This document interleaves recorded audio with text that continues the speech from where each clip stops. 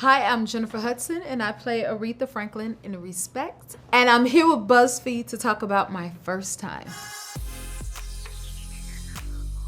Oh my God, my first album I ever bought. It was probably something like Boys to Men or In Vogue or Voices. Y'all remember Voices? Yeah, yeah, yeah.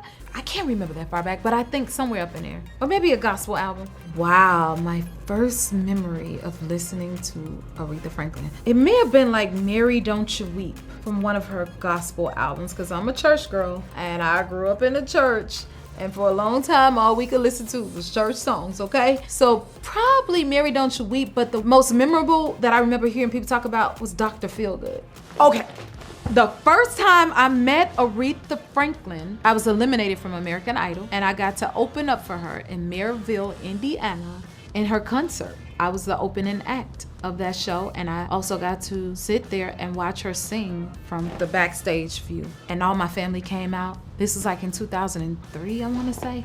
I remember giving her flowers. I remember taking a photo with her. Aretha was very quiet. She didn't say much back then. And thanking her for allowing me to sing. And I was like, wow, she even let me sing back then. I got a photo. That's what I remember most. The first time I realized I wanted to be a performer was, watching all my grandmothers sing in church, my cousins sing in church, and begging for a solo in church.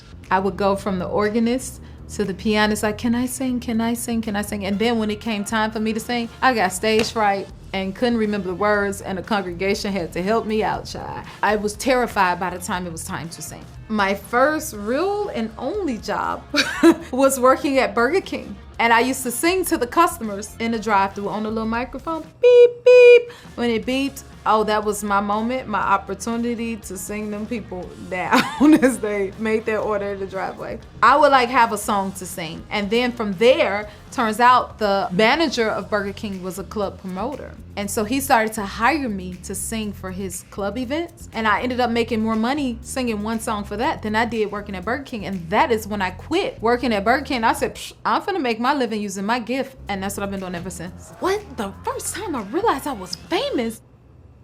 Only thing I could think of. I think this is the first time I realized my star power. How about that? Dreamgirls. All the Dreamettes on the stage, we were shooting Move. And in between the tape, like the audience would be like, hey, you know, scream out Beyonce or Nika and Jennifer. And I went to wave, like, oh, hey.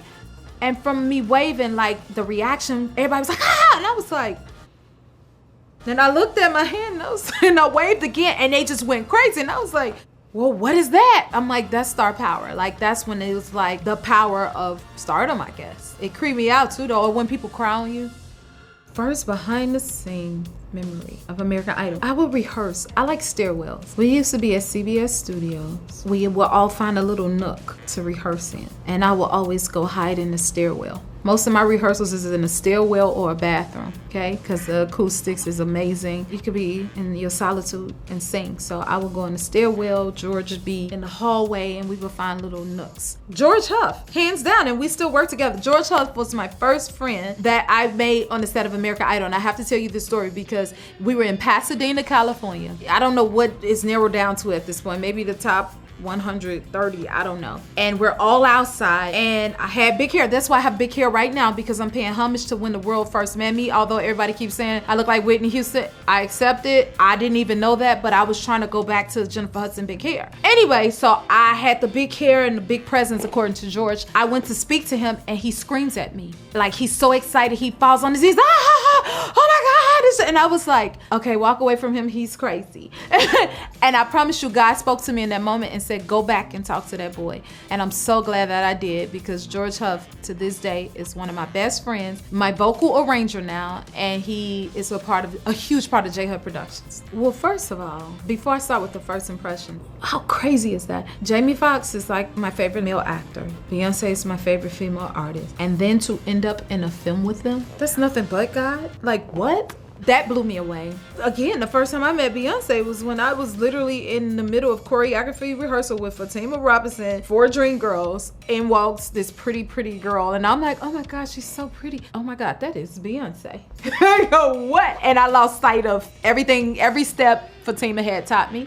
Jamie, my first time meeting him, was in the middle of a scene of Dreamgirls. It was We Are a Family scene.